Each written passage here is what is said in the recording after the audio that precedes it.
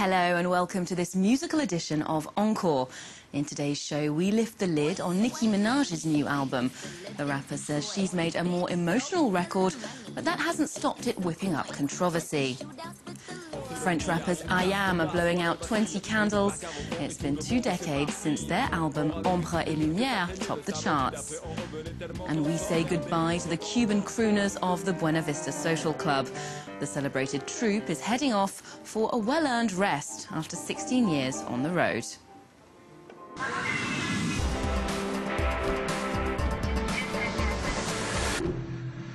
Well, I'm joined by our music critic, Mark Thompson, who's here as always. Hi, Olivia. Hi, Mark. Now, we'll be chatting rap, hip-hop and much more. But first, rapper Nicki Minaj is launching her 3rd studio album, Pink Print. It's a record that's seen her tweaking her signature style. The album's made a splash, but perhaps for the wrong reasons. One of the singles only stirred up controversy when it was released a few weeks ago because of its video, getting her in trouble with the Anti-Defamation League. Let's have a look at a very edited version of that clip. She say I'm obsessed with thick women and I agree. Yeah, that's right. I like my girls BBW. Yeah, type that wanna suck you dry and then eat some lunch with you. Yeah, so thick that everybody else. So that's a very modified version. We can't even play the official version because, of course, explicit language is quite problematic. And there's also something else quite controversial about this video. Yeah, she's no stranger to courting controversy or attention in general, really, but I think it's no surprise people saw Nazi imagery in this video. I mean, you've got the tanks, you've got this Nazi-ish symbols on the flags, you've got just the whole sort of concept of the video. Now, Nicki Minaj did take to Twitter to apologise to anyone who may have taken offence to the video. She did say that she wasn't behind the concept and the people who were actually Jewish, but she was happy to say, I'll take full responsibility for anyone who's offended. It was never her intention for that to happen. Sadly, she didn't apologise for Chris Brown being on the record, though. I think really he is a very much a low point in this single. Well, you mentioned Chris Brown. I mean, he's not the only starry cameo on this record. There are plenty of well-known names. Very much so, though I do think Breezy, Chris Brown and Wheezy Little John, who are both on only that single, are probably the lowest points of the record. And we've got some really great cameos. I mean, we've got The Game, Beyonce, Katy Perry, these huge stars, and they really all bring something apart from those two. Now, Beyonce, as I mentioned, is probably going to be part of the next single, which is called Feeling Myself, which is obviously doused in innuendo. That I think it's more about necessarily pleasuring oneself compared with just feeling at home in a comfy jumper watching the TV or anything like that. Plus obviously she's remixed the absolute classic So Mix-a-Lot's Baby Got Back for her first single Anaconda. So there's a lot of different elements at play here, but Baby Got Back, I mean, a huge hit. That's a dead cert for success. I mean, that's always going to be a great chart topper. Yeah, I mean, do you think it works as an album? You know what? There's a lot of growth here. It's just less bubblegum pop that we saw in certain singles like Super Bass when she was really first making a name for herself. It's a lot more personal. There's a lot more to this album, really. There's singles about her experiences when she had an abortion, about her cousin who was killed back in 2011, just about growing up, and this is a much more grown-up album. I wonder if she's feeling a bit more of pressure from, say, Iggy Azalea and Azealia Banks, who are really sort of pushing on her coattails. She's not quite, though, at the level where people have suggested she might be the new Missy Elliott. I don't think she's there yet, maybe in a few years' time, but she's moving in the right direction. So she's on the trajectory. Yes, right, yeah. Now, we're moving from hip-hop to neo-soul, or R&B, if you like. It's been 14 years, but finally, D'Angelo has given his fans something they've long been waiting for, and that's a 3rd album. We've only got a tiny extract to show you, so take a look at this track, Really Love.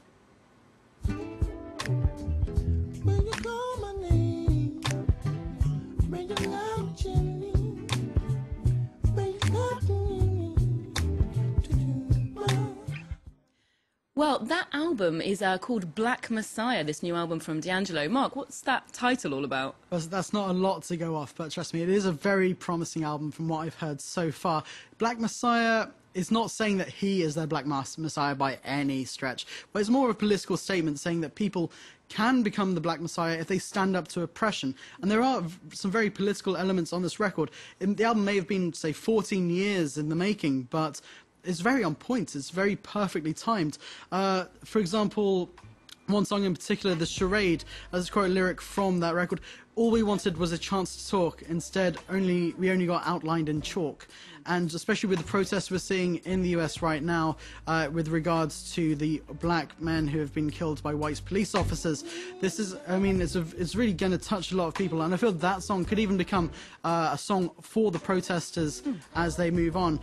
He says that the record is about people rising up. It's about Ferguson. It's about North Africa. It's about people really standing up to the man. But it's not completely political. There is some fun on there. There's some great cameos from, for example, Questlove from The Roots. And he just brings that sort of air of charm about it. And D'Angelo always has this very Prince way of delivery. Yeah. And I mean, it's still there whether he's talking political or he's having fun. And it's really nice to see that still there 15 years after his last great record. Great, so we're looking forward to that. Now, another US artist who's releasing an EP this week, that's Ludacris. Yeah, well, whereas D'Angelo is someone who his work's very sparing, Ludacris always seems to have some kind of project on the go. This latest one is an EP called Burning Bridges. Now, Ludacris released, I think it was 8 albums in 10 years when he first started off. But he's taken a break in recent times to sort of focus on being a producer, being a DJ, and also as an actor. He's become something of a personality. Yeah, he's more of a US all-round celebrity now, especially with his work in the Fast and the Furious franchise. I mean, he's really made a name for himself with that. But we're now expecting him to come back to type, really. He's got an album out next year called Ludiversal. Before that, he really wanted to have a personal rant, it almost seems. He'd like really sort of refreshing himself. The title Burning Bridges is a play on his name, Chris Bridges, and he actually said to his fans on Facebook that he wanted to start afresh. Let's have a listen to that message. It's not the fun and crazy and laughable Ludacris. This is more of the serious Ludacris on the Burning Bridges. And you're going to hear some frustration, you're going to hear some anger, and once I get all that shit off my chest, then I can go back to being the fun, loving, crazy Ludacris, all right?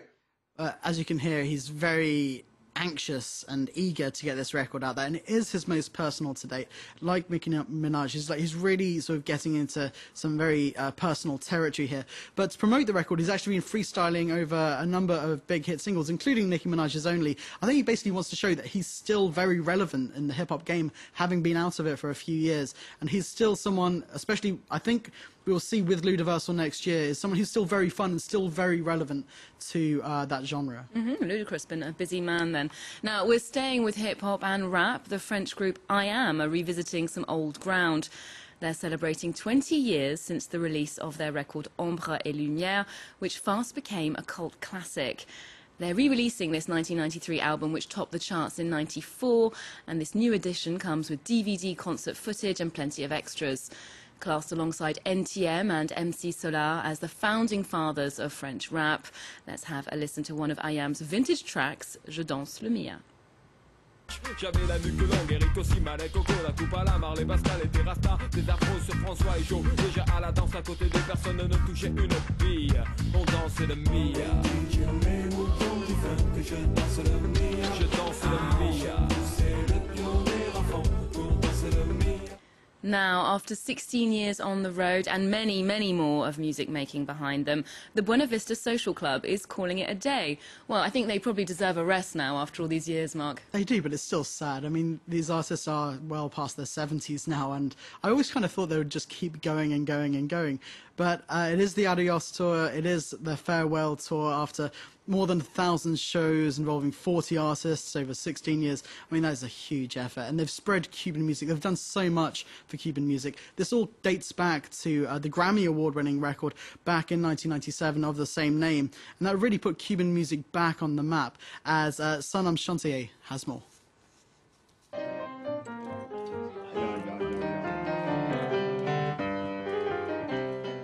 It's a spectacle that has travelled across the oceans, thrilling audiences from the heart of the Caribbean to European capitals, the Buena Vista Social Club. Already known for its classic cars, fine cigars and rum, Cuban music reached new heights in 1998 with a documentary by German director Wim Wenders. For these stars of the show, international recognition was fleeting. Although no longer here, their spirit lives on. And it's on this stage where they're remembered, to the beat of the bongo.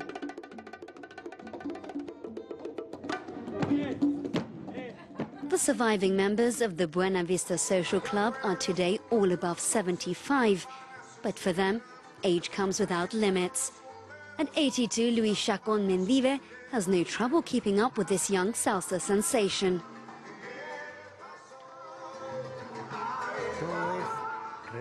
Everything grows from music. Cuban music brings youth to the elderly, and that's why we never age. With Cuban music, there's always cheering and dancing. Also adding fuel to an already scorching hot stage, 92-year-old Urbicio Carrillo Rodriguez.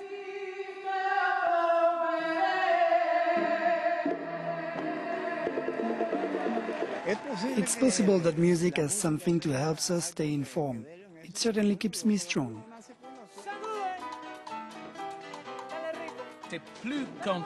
It's really intense. It's the secret to eternal life.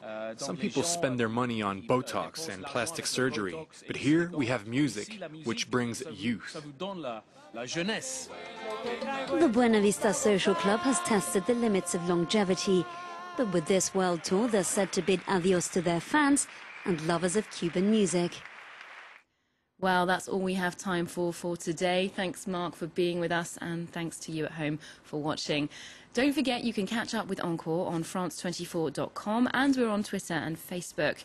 I'll leave you with this seasonal offering from The Killers, Joel, the Lump of Coal.